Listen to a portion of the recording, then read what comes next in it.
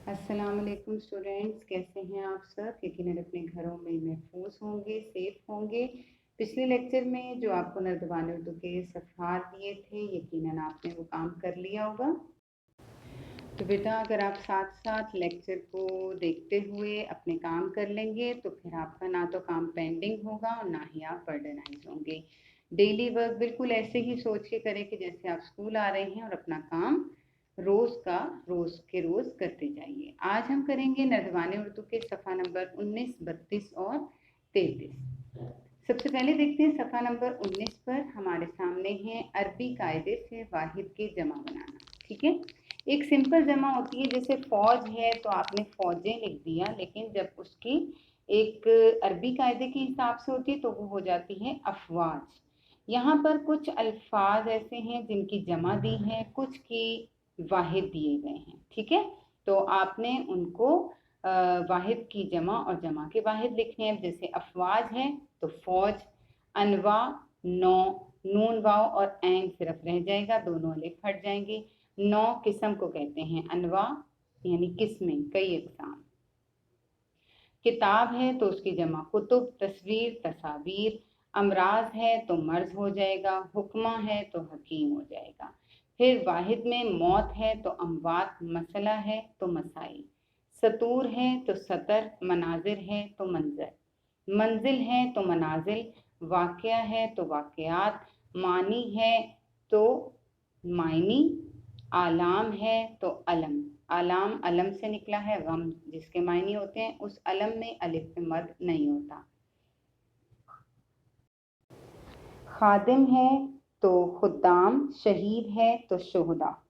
इसी तरह दूसरी लाइन में जब आप देखते हैं तो फिर से जमा में है गुरबा, गरीब, जोफ़ा, ज़ईफ़, शुबहा, शुबहात, तकल्लुफ़, तकल्लुफ़ात, उमरा, अमीर, रुफ़का, रफ़ीक। रस्म, ये तो आपने पहले भी कई दफ़ा किया हुआ है, मुश्किल को भी क्या होगा जी, रस्म, रसूम। मुश्किल, मुश्किलात। रसाइल जमा है तो रिसाला, असबाब जमा है तो उसका वाहिद सबब। फिर नीचे सदमा नहीं, सुल्तान वाहिद है सलातीन, शख्स, अशखास, अशिया, शय, अशार, शेर। शेर जो आप नज्म का शेर होता है, शीन ऐन रे। सदमा, सदमात, ज़ख़ीरा, ज़ख़ायर।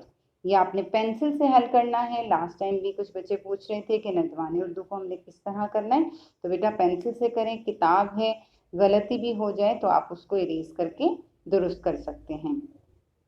इसके बाद है हमारे पास जो सफ़ा नंबर 32 और 33, उस पर आप करेंगे कहानी। कहानी कुछ यूँ है बेटा कि एक होता है ताजिर, उस ताजिर को तिजारत के सिलसिले में जाना पड़ जाता है शहर से बाहर। अब शहर से बाहर जाने से पहले उसके पास होता है बहुत सारा सोना।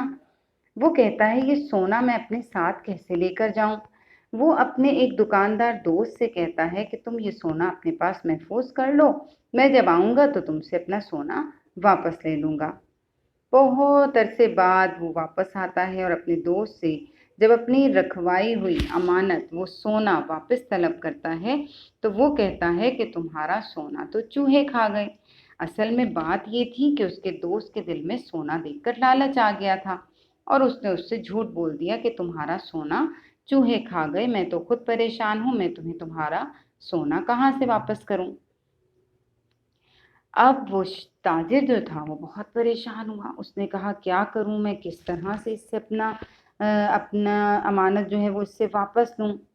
उसे एक तरकीब सूझी। उसने क्या किया, चंद रोज बाद उसने अपने उसी दुकानदार दोस्त को दावत पे अपने घर में बुलाया।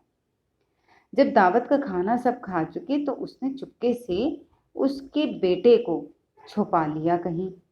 अब जब वो दोस्त खाना खा के वो दुकानदार जाने लगा तो वो अपने बेटे को ढूंढने लगा। उसने पूछा मेरा बेटा कहाँ है। उसने कहा मैंने अभी अभी देखा है एक चील तुम्हारे बेटे को लेकर उड़ गई, तुम्हारा बेटा चील ले गई है। वो आदमी रोने लगा और रोते रोते फिर उसे एहसास हुआ अपनी गलती का कि उसने क्या किया है।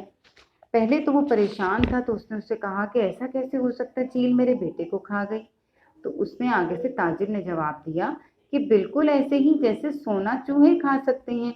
तो चील भी लड़के को उठा कर ले गई।